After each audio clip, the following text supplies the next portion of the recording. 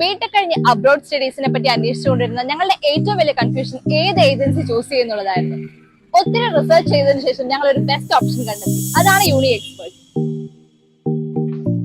മാം, ഞങ്ങളുടെ എഞ്ചിനീയറിംഗ് കഴിഞ്ഞു, ഇനി മാസ്റ്റേഴ്സ് എടുക്കാനാണ് താല്പര്യം. കുറച്ച് ബെസ്റ്റ് കൺട്രീസ് ഒന്ന് സജസ്റ്റ് ചെയ്യാം. നമ്മൾ ഓൾമോസ്റ്റ് എല്ലാ കൺട്രീസും ഇവിടെ ചെയ്യുന്നുണ്ട്.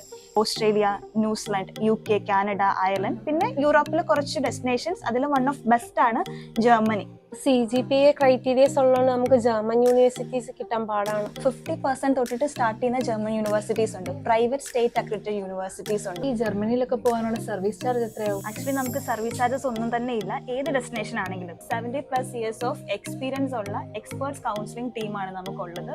അതുകൊണ്ട് തന്നെ നിങ്ങളുടെ കരിയറിനും ബഡ്ജറ്റ് ഫ്രണ്ട്ലി ആയിട്ടുള്ള ഒരു ബെറ്റർ ഓപ്ഷൻ നിങ്ങളിലേക്ക് എത്തിക്കാൻ വേണ്ടിയിട്ട് നമ്മൾ യൂണി എക്സ്പേർട്സിന് സാധിക്കും. എൻ്റെ പേര് ഷോൺ എന്നാണ്. ഞാൻ കോട്ടയംകാരനാണ്. ഞാൻ ഈ 20-ാം തീയതി ഓസ്ട്രേലിയക്ക് പോകാനിരിക്കുന്ന സ്റ്റുഡൻ്റ് ആണ്. അപ്പോൾ ഇവരുടെ അടുത്ത് വന്നപ്പോൾ തന്നെ നല്ല കോൺഫിഡൻ്റ് ആയിട്ടുള്ള ഒരു